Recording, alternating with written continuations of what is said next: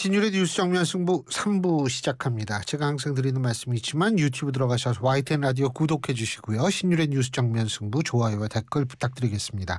자, 신율의 뉴스 정면 승부 월요일 3부는 정면 인터뷰로 꾸며지는데요. 오늘은 더불어민주당 조승래 의원 직접 스튜디오에 모셨습니다. 안녕하세요. 예, 안녕하세요. 더불어민주당 조승래입니다. 반갑습니다. 예, 지역구가 저 충청도시잖아요. 대전 유성구 갑입니다. 그죠? 예. 아유, 거기도 엄청 더울 텐데 말이에요.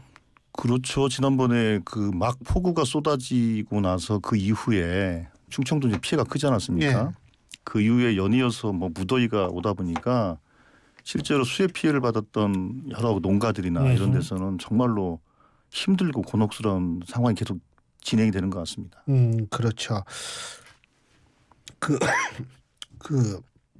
지금 어쨌든 태풍도 올라온다고 하니까 거기에 대한 준비도 좀 많이 하셔야 될 것 같아요. 그렇습니다. 특히 이제 이번에 올라오는 태풍이 뭐 거의 한반도를 거의 관통한다는 것으로 지금 예측이 되고 있어서 말이에요. 그 수해 피해 또 지금 아직 복구 중이잖아요. 그렇습니다. 또 폭염 피해 거기에 이제 태풍 피해까지 만약에 더 겹친다면 상당히 심각해질 수가 있어서 만반에 좀 대비를 해야 될 것 같습니다. 그렇습니다. 그 조승래 의원님께서는 과방위 간사시죠, 지금 더불어민주당. 그렇습니다. 그렇죠? 과방위가 지금 굉장히 주목을 많이 받고 있는데 예. 자, 이동관 방통위원장 후보자의 인사청문회 지금 어떤 전략을 세우고 계십니까? 실제로 이동관 후보자는 뭐 지명 한 해 만에 벌써 그 찔끔찔끔 소식이 흘러나온 지가 한 반년 됐을까요? 예, 오래됐습니다. 예. 공식적으로 뭐 거론된 것만 하더라도 한 5월 초 정도에 거론이 됐으니까요. 짧게는 석 달, 말씀하신 것처럼 길게는 한 반년 정도 예. 그렇게 이동관 후보자가 방통위원장에 지명될 것이다라는 얘기는 있었는데 물론 그 이제 3개월, 6개월의 과정을 통해서 이동관 후보자의 여러 가지 부적절한 측면에 대해서 많이 언론을 통해서 공개되지 않았습니까? 예. 뭐 대표적인 게 이제 학폭 문제가 자제 학폭 문제가 있고 학폭 문제보다도 지금은 오히려 또 약간 더 중요하게 보여지는 것이 학폭 문제를 덮기 위한 여러 가지 과정들이 있었는데 배우자가 학교를 찾아가서 학폭위를 열자고 주장했던 예. 교사의 명단을 달라고 하는 거라든지 아니면 후보자가 직접 뭐 그 하나고 이사장인 김승유 당시 하나은행 회장이죠. 전화해서 뭐 전학을 좀 밀어달라 요청한다든지 사실 이거는 일반적인 학부모들이 하기 좀 어려운 어찌 보면 약간 학부모 갑질에 해당하는 그런 사항들이어서 학폭 문제보다도 그걸 무마하기 위한 이 학부모 갑질 행위가 더 심각한 것이 아니냐 이제 그런 얘기들이 하나 있었고요. 두 번째로는 이제 그 MB 정부 때 홍보수석으로 재직하면서 벌어졌던 여러 가지 방송과 언론사에 대한 여러 가지 부적절한 개입들. 물론 뭐 이동관 후보자는 본인이 그 적폐청산으로부터 자기가 그 사실 무관했다. 그러니까 이렇게 적폐청산 과정에서도 예. 나는 무사했다. 수사받지 않았다. 예. 뭐 그런 얘기를 하고 있는데 당시에 그 이동관 후보자에 대한 직접 수사를 했던 것은 아니고 국정원 등 이제 이 소위 박근혜 대통령의 국정농단과 관련된 수사를 하는 과정 속에서 MB 정부 당시에 이제 국정원의 여러 가지 파일들이 나오게 됐고 그 파일은 일종의 이제 말하자면 그 실제 수사의 본방은 아니었던 거죠. 그런 측면이 하나가 있었고 또 하나는 경우에 따라서는 그게 공소시효가 이미 지나가 있는 건들이어서 수사를 하기 어려웠던 이런 측면들이 있었던 것이지 검찰의 수사 과정 그리고 그 이후에 진행됐던 재판 과정에서 그 사실이 아닌 것으로 확인된 건 아니다. 예. 그런 정확히 말씀드리면 검찰 수사 과정 속에서 그런 개입들이 있었다는 것은 확인됐다. 예. 그건 명백한 사실이죠. 그런데 당신이 처벌받지 않았다는 이유로 그 면죄부가 주어지는 것이냐 그건 그렇지 않다고 봅니다. 그러니까 이게 이제 두 가지가 대표적인 사례들이죠. 그러니까 하나는 학교에 대한 학부모 갑질, 두 번째로는 언론사에 대한 지위를 이용한 갑질이 될 것이거든요. 이거는 그 공직자가 갖지 말아야 될 가장 나쁜 것을 갖고 있는 겁니다. 지위를 이용한 갑질이기 때문에 그렇고요. 그다음에 최근에 또 규명되고 있는 것 중에 하나가 기본 자료가 제출이 되면 이제 재산 사항이라든지 세금 신고라든지 이런 기본 자료가 이제 들어오지 않습니까? 그걸 저희들이 분석을 해보니까 마지막 그 재산 신고를 했던 것과 비교해봐서 한 10년 정도 지났죠. 이제 한 재산이 3배 이상이 늘었습니다. 이 3배 이상이 는 것에 대해서 정확한 좀 소명이 좀 필요하다. 아마 이제 부동산 뭐 가치 자산 가격 상승에 따른 것이 가장 큰 요인이겠지만 그런데 그 재건축 그 아파트를 좀 매매하는 과정을 보면 거기에 또 부인하고의 배우자하고의 또 증여 문제가 나오고 그 재산 문제에 대해서 이제 본격적으로 좀 검증을 해봐야 될 것 같다 이런 생각을 갖고요. 또 이제 아이들한테 이 재산이 증여된 과정들에 대해서도 조금 확인을 해볼 필요가 있는 것 같아요. 왜냐하면 어젠가 오늘 제가 뉴스를 보니까 최근 20, 30대의 그 소위 금융 채무 연체율이 7.5배나 늘었다고 그래요. 그만큼 사실은 그 영끌까지 해서 학교를 다니거나 했던 이제 젊은 친구를 비춰 보면 실제로 그 26살의 나이에 상당한 재산을 형성했다는 것은 뭔가 부모의 도움 없이는 불가능하지 않았겠습니까? 이제 그 부분에 대해서도 또 규명을 해야 될 부분이라고 생각합니다. 지금 학폭 말씀하셨는데 지금 민주당 측은 청문회의 증인으로 그 피해 학생으로 추정되는 그 이 학생들을 부를 예정이시죠? 학폭 문제뿐만 아니라 제가 말씀드린 것처럼 그 이제 학부모 갑질과 관련된 부분에 대해서도 그러니까 그 피해자라고 얘기됐던 예. 친구들 그리고 그 당시 교사들 학폭위를 열어야 된다고 주장했던 교사들 있지 않습니까? 교사들 그리고 뭐 당시 교장 선생님도 있을 것이고 그 다음에 필요하면 이제 김승희 이사장도 저는 불러서 학폭 문제뿐만 아니라 그 전반에 대해서 확인을 할 필요는 있다 이렇게 봅니다. 제가 왜 이걸 여쭤봤냐면 사실은 그 피해자라고 언론에 이렇게 언급됐던 학생 중에 한 학생이 나는 피해자가 아니다라고 얘기를 하지 않았습니까? 그리고 제발 나를 피해자 취급하지 마라. 이거는 사실 이게 접근을 했을 때 잘못 접근하면 이건 인권 침해가 발생할 수가 있기 때문에 제가 여쭤본 거거든요. 그 부분은 어떻게 그렇습니다. 해주세요? 그래서 실제로 그런 부분에서는 일단 피해자의 그 친구들 같은 경우에는 그게 이제 경우에 따라서는 다시 생각할 수 없는 그런 정도의 이제 일종의 약간 트라우마가 있지 않겠습니까? 그러면 그런데 불러서 말씀을 나누는 것 자체가 2차 가해가 될 수 있기 때문에 저희 당연히 조심스럽고요. 다만 이제 그 어떤 문제가 있냐면 알기는 아세요? 네? 알기는 아세요? 어떤 친구냐? 예. 뭐 대략적으로 추정은 좀 되죠. 예. 추정은 된다고 보는 것이고 이미 뭐 상당한 분들이 특히 이제 언론사라든 이런 데서 상당한 뭐 취재도 또 진행을 했던 측면도 있는 것 같아요. 그런데 그 여당 쪽에서 그러면 그 피해 학생을 부르자라고 그 제안도 했었고 예. 그리고 또 언론에서 여당이 부르자고 제안하면 받을 것이냐라고 질문을 저한테 해왔기 때문에 저는 그 질문에 대해서 아까 말씀드린 것처럼 그 친구만 부르는 게 중요한 게 아니고 학폭 문제와 이를 무마하기 위한 학부모 갑질 행위 전반을 밝히는 게 중요한 것이지 피해자 한두 명을 부르는 게 중요한 것이 아니다. 전모를 밝히는 게 필요하다라고 제가 말씀을 드리는 것이죠. 접촉은 해보셨어요? 접촉한 적 없습니다. 접촉은 안 해보셨고. 예.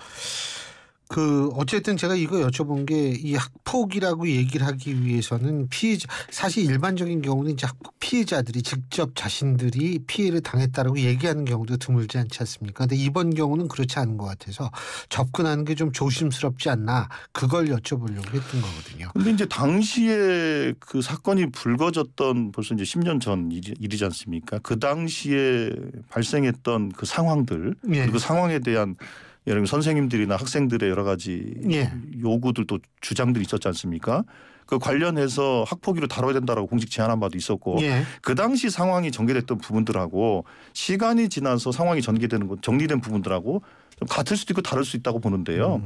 그 사정이 변경됐다면 왜 변경됐는지도 확인을 해야 될 것이고 그러면 그 당시에 제기했던 그 실체가 그러면 그 불명확한 실체였던 것이냐 뭐 일부 문제가 있는 교사나 학생들이 그런 주장을 했던 것이냐 또 그렇게만 볼 수는 없기 때문에 이 부분에 대해서는 청문회 통해서 한계는 있겠습니다만 실체를 정확하게 규명할 필요성이 있는 것 같고 이동건 후보자 본인이나 그 아이의 명예를 위해서도 만약에 억울하다 그러면 명확하게 실체를 밝히는데 협조를 해야 된다고 생각합니다.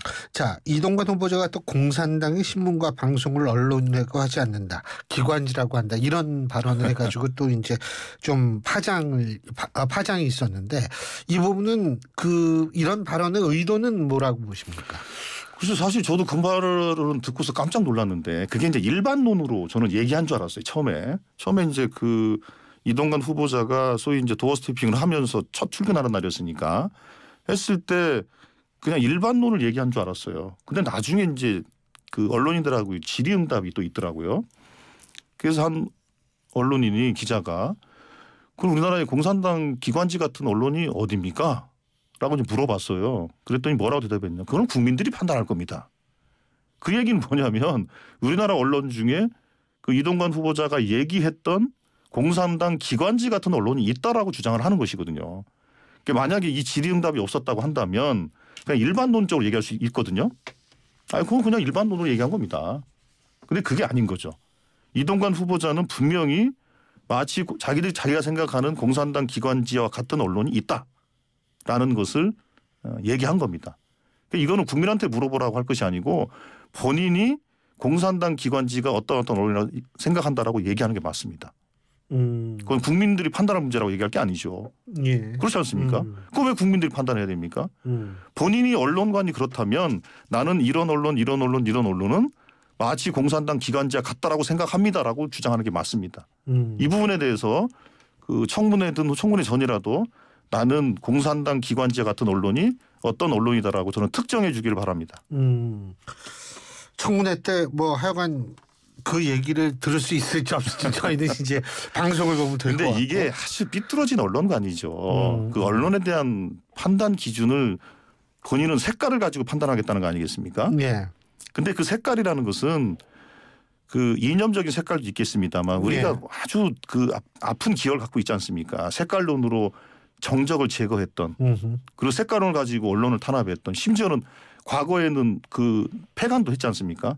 그리고 뭐 특정 언론을 했던 분들이 그걸 통해서 아주 극형에 처한 바도 있고 그렇지 않습니까? 이런 사건들이 우리는 있었기 때문에 그런 색깔론을 가지고 그 언론에 대한 평가 기준을 삼는다는 것이 지금 21세기 AI 시대에 맞는 언론관인지 모르겠어요.